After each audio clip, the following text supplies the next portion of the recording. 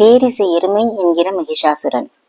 மகிஷாசுரன் என்ற அரக்கனை ஒரு புகழ்பெற்ற மன்னன் என்று ஒரு பழந்தமிழ் இலக்கியம் போற்றுகிறது என்றால் நம்ப முடிகிறதா? ஆச்சரியமாக உள்ளதா? ஆம், இந்த காணொளியில் நாம் உண்மையான மகிஷனை பற்றி அறியலாம். மகிஷாசுரனின் கதை அனைவரும் அறிந்ததே. அது நம் புராணங்களில் ஒன்று. மகிஷம் என்றால் எருமை. தேவி சக்தியானவள் தானே தோன்றி எருமையின் பெயர் கொண்ட இந்த கொடிய அரக்கனை கொன்றதாகவும், அதனால் மகாசக்தி மகிஷாசுர மர்தினி என்ற பெயர் பெற்றாள் என்றும் நம் புராணம் கூறுகிறது. மைசூரில் சாமுண்டி மலையின் உச்சியில் மகிஷாசுர மர்தினியின் கோயில் இருக்கிறது. அந்த கோயிலுக்கு வெளியே மகிஷாசுரனின் ஒரு பெரிய சிலையும் இருக்கிறது. மகிஷாசுரன் இறந்த நாளை, அதாவது மகாசக்தி மகிஷாசுரனை கொன்ற நாளை இன்றளவும் விஜயதசமி விழாவாக கர்நாடகாவில் கொண்டாடப்படுகிறது. இந்த கதை முதலில் தேவி மகாத்மியம் என்னும் 5ஆம் நூற்றாண்டைச் சேர்ந்த சமஸ்கிருத இலக்கியத்தில் தோன்றுகிறது. அதற்கு பிறகு பல இலக்கியங்களில் இக்கதை தோன்றுகிறது. ஆதிசங்கரர் இயற்றிய ஐகிரி நந்தினி என்ற பாடல் ஒரு நல்ல எடுத்துக்காட்டு. அப்பாடலில் தேவி சக்தி மகிஷாசுரனை வதம் செய்ததற்காக போற்றப்படுகிறாள். ஆனால் தேவி மகாத்மியம் எழுதப்படுவதற்கு 700 ஆண்டுகளுக்கு முன்னரே மகிஷாசுரனை ஒரு உயர்ந்த மனிதன் என்றும் புகழ்பெற்ற மன்னன் என்றும் சங்க இலக்கியம் போற்றுகிறது. சங்க இலக்கிய பாடல்கள் ஒரே காலத்தை சேர்ந்தவை அல்ல. அவை ஒரு 500 ஆண்டுகளில், அதாவது 300 பொதுயுகத்திற்கு முன்னிலிருந்து 200 பொதுயுகத்திற்கு பின் வரை பல காலங்களில் பல புலவர்களால் இயற்றப்பட்டவை. அவற்றில் அகநானூறு காலத்தால் மிக முந்தையது. அகநானூற்று பாடல் 253 எருமை என்ற மன்னனை பற்றி பேசுகிறது. இப்பாடல் ஒரு புனைவு பாடல்தான். ஆனால் அது போகிற போக்கில் அக்காலத்தில் வாழ்ந்த ஒரு உண்மையான மன்னனை பற்றி இப்பாடல் புகழ்கிறது. தலைவன் பொருளீட்டும் பொருட்டு வெகு தூரம் வேறு நாட்டிற்கு சென்றிருக்கிறான். அதனால் தலைவி துயரத்தில் ஆழ்ந்திருக்கிறாள். தோழி தலைவியை தேற்றுவதாக இந்த பாடல் அமையப்பெற்றுள்ளது. இப்பாடலை இயற்றியவர் மதுரை நக்கீரர்.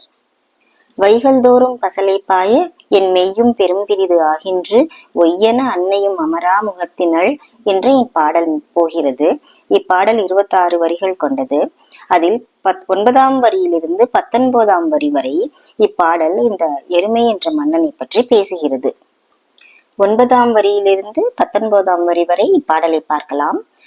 ஆழல் வாழி தோழி வடாது ஆரிருள் நடுநாள் ஏறா ஒய்ய பகைமுனை அறுத்து பல்லினம் சாய் கணம்சால் கோவலர் நெடுவெளி பயிரறிந்து இனம் தலை தருவும் துளங்கிமில் நல்லேற்று தழுவு பிணரெருத்தம் தாழப்பூட்டிய அம்தூம்பு அகலமை கமம் செல பெய்த துருக்காள் வல்சியர் தொழு அறை வவ்வி கன்றுடை பெருநிறை மன்றநிறை தருவும் நேராவன் தோள் வடுகர் பெருமகன் பேரிசை எருமை நல்நாட்டுள்ளதை ஐரியாறு இறந்தனர் ஆயினும் என்று பாடல் போகிறது. சங்க இலக்கிய பாடல்கள் அனைத்தும் ஆங்கில மொழிபெயர்ப்புடன் திருமதி வைதேகி ஹெர்பர்ட் இணையத்தில் ஏற்றியிருக்கிறார். அதன் இணைப்பு கீழே கொடுக்கப்பட்டுள்ளது, படித்து பார்க்கவும்.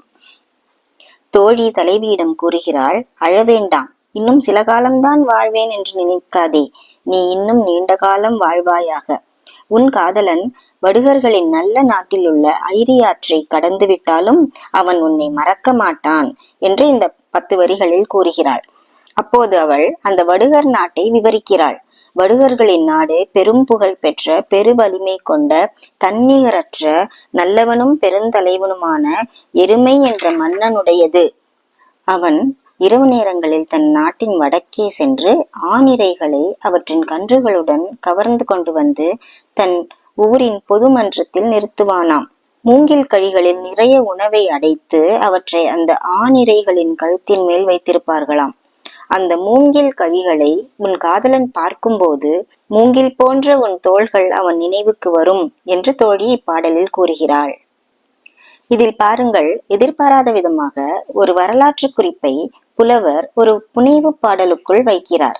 எருமை என்ற மன்னன் அவர் காலத்தில் வாழ்ந்ததை நமக்கு உறுதிபட கூறிவிட்டார். பேரிசை எருமை என்று புகழ்கிறார். பேரிசை என்றால் பெரும் புகழ். இசை என்றால் நமக்கு பாடலின் இசைதான் தெரியும். ஆனால் இசை என்பதற்கு புகழ் என்ற பொருளும் உண்டு. ஒரு பழைய சினிமா பாடல் நினைவுக்கு வருகிறது. அச்சம் என்பது மடமையடா, அஞ்சாமை திராவிடர் உடமையடா என்ற பாடலில் ஒரு வரி வரும். இமயவரம்பில் மீன்கொடி நாட்டி இசைப்பட வாழ்ந்தான் பாண்டியனே என்று வரும். இசைப்பட வாழ்ந்தான் பாண்டியன் என்றால் புகழ்பட வாழ்ந்தான் பாண்டியன் என்று பொருள். இசை என்றால் புகழ். இந்த மன்னன் எருமை என்பவனை பேரிசை எருமை, அதாவது பெரும் புகழ் எருமை என்று புலவர் பாராட்டுகிறார். மேலும் நேராவன் தோள் வடுகர் பெருமகன் என்று கூறுகிறார். பெருமான் என்கிற சொல் பெருமகன் என்ற சொல்லிலிருந்து பிறக்கிறது. கோமான், தொண்டைமான், அதியமான் என்பது போல கோமகன், தொண்டையர் மகன், அதியர் மகன் என்ற சொற்களில் இருந்துதான் கோமான், தொண்டைமான், அதியமான் போன்ற சொற்கள் பிறக்கின்றன. அதுபோல பெருமகன் என்ற சொல்லில் இருந்து பெருமான் என்ற சொல் பிறக்கிறது. கடவுளர்க்கே நாம் பெருமான் என்ற சொல்லை பயன்படுத்துகிறோம், சிவபெருமான் என்கிறோம். ஆனால் பாருங்கள், நக்கீரர் இப்பாடலில் இந்த மன்னன் எருமை என்பவனை பெருமகன் என்று அழைக்கிறார். மேலும் இப்பாடலில் ஆணிரை கவர்தலை பற்றி விரிவாக விளக்கியிருக்கிறார். ஆணிரை கவர்தலை பற்றி பழந்தமிழ் பாடல்கள் பல பேசுகின்றன. அனைத்து மன்னர்களும் கடைபிடிக்கும் ஒரு ஒழுங்கான ஒரு நடைமுறைதான் இந்த ஆணிரை கவர்தலாகும். அக்கால மக்கள் அதை ஒரு உயர்ந்த செயலாகத்தான் கருதி இருக்கிறார்கள். மன்னர்கள் வேற்று நாட்டு மன்னர்களை போருக்கு அழைப்பதற்கு இந்த முறையை கடைபிடித்திருக்கிறார்கள். இந்த மன்னன் எருமை என்பவன் ஆணிரை கவர்தலில் தேர்ச்சி பெற்றவன் போலும். அதுவும் அவன் தன் நாட்டிற்கு வடக்கில் இருந்து ஆணிரைகளை இரவோடு இரவாக தன் நாட்டிற்கு கொண்டு வருவதில் புகழ் பெற்றவன் போலும். ஆணிரைகளை இழந்த மற்ற நாட்டு அரசன் ஒன்று படையெடுத்து வந்து தாக்க வேண்டும், அல்லது பேரிசை எருமையிடம் அடிபணிய வேண்டும். இந்த செய்திகளை எல்லாம் அகநானூற்று பாடல் 253 நமக்கு தெரிவிக்கிறது. மேலும் மாமூலனார் இயற்றிய அகநானூற்று பாடல் 115 இந்த மன்னன் எருமையை பற்றி பேசுகிறது. இந்த பாடலின் பின்னணியும் தலைவன் பொருளீட்டும் பொருட்டு தலைவியை பிரிந்து வேறு நாட்டிற்கு சென்றிருக்கிறான். தலைவி தோழியிடம் பேசுவதாக இந்த பாடல் அமைந்துள்ளது.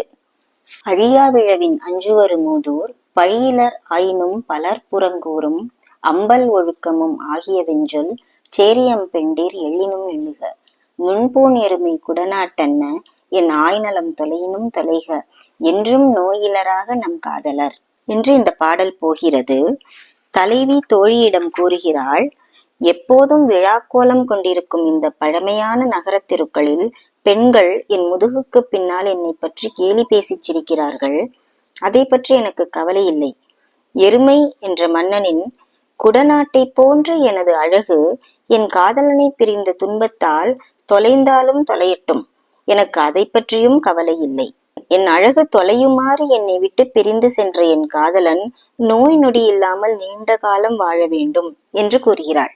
இவ்வாறு சொல்லும்போது போகிற போக்கில் தன் அழகை குடநாட்டு அழகுடன் ஒப்பிடுகிறாள். பாருங்கள், பெண்ணின் அழகுக்கு உவமையாக எத்தனையோ பொருட்கள் இருக்கும்போது குடநாட்டை புலவர் தேர்ந்தெடுத்திருக்கிறார்.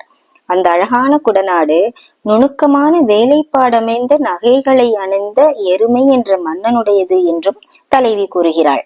குட என்றால் மேற்கு.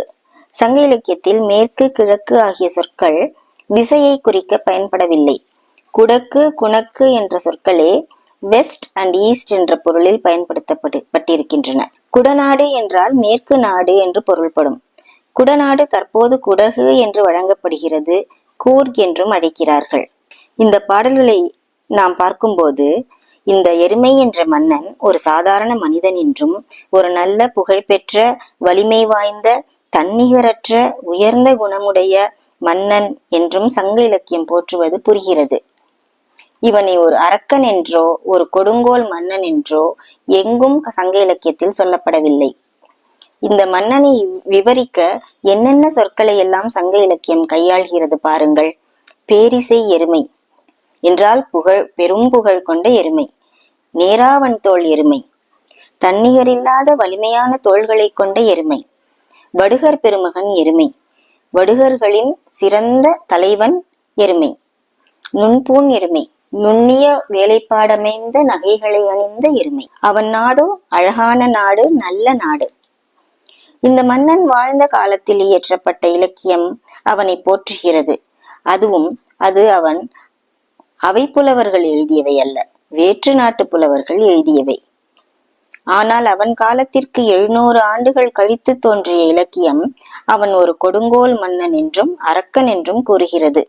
தற்காலத்தில் மகிஷாசுரன் என்று இகழப்படும் அரக்கன்தான் சங்க இலக்கியம் போற்றும் எருமை என்ற மன்னன் என்பதற்கு பல அடையாளங்கள் சங்க இலக்கிய பாடல்கள் வேறு பலவற்றில் இருக்கின்றன. அவற்றையெல்லாம் அடுத்த காணொளியில் நாம் பார்க்கலாம். நன்றி.